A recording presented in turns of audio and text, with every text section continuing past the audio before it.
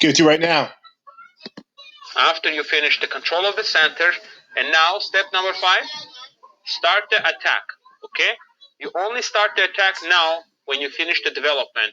And usually the way you start the attack, you advance your pawns in the center if you can, or you activate your minor pieces towards the center, okay?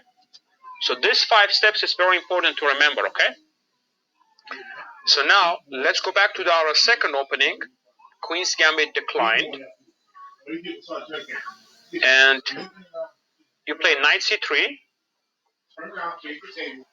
So before you play the move e3, you need to develop your bishop, right? Now, where do you want to develop the dark square bishop? What? When you develop this piece, try to develop to an active square, okay? Let's see. Yes. Where can you...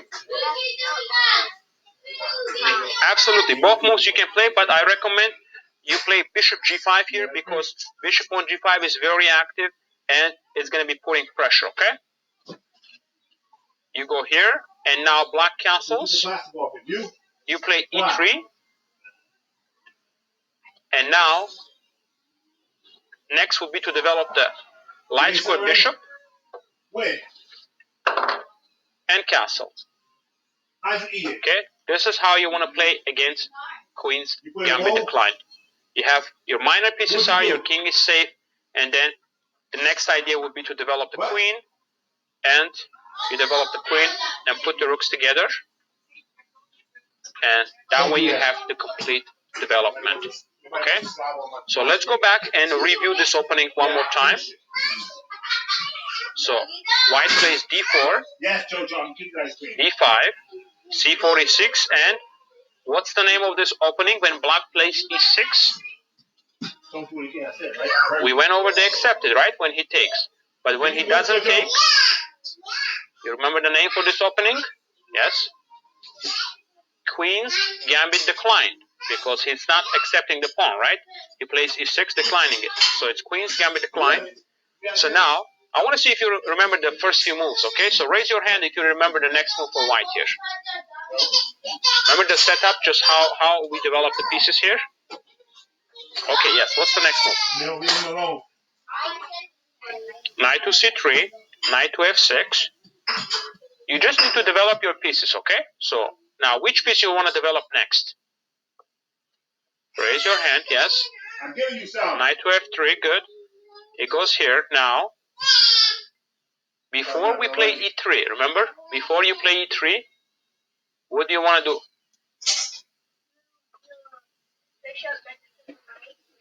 Bishop to g5, okay? Wait. Now black castles. It's not yours. Now we also want to castle soon. We don't want to keep the king in the middle of the board for a long time. But we have to develop our bishop first to do that. So next move, go ahead. Not yours. That was not yours. e3, right? Pawn to e3. Now it goes here. Now, where do we develop the bishop in the Queen's Gambit declined opening? In general, it's good for you to know that in Queen's Gambit declined, you always develop your light square bishop to the d3 square when you play with the white pieces. Your bishop belongs on d3, usually in this opening. So we play bishop d3, and after he plays b6,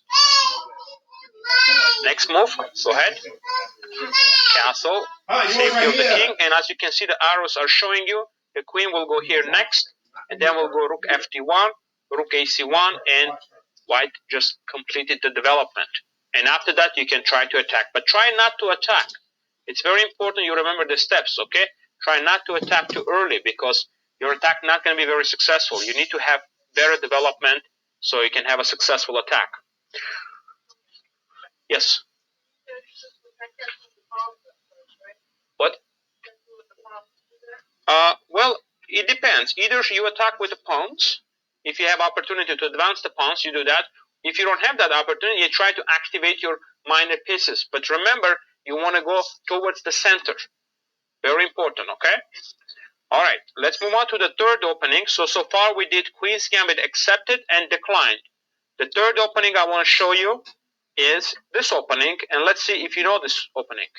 Very popular opening, actually. One of the most popular opening nowadays. The top players, a lot of them, they play this opening. So black plays c6, d4, d5,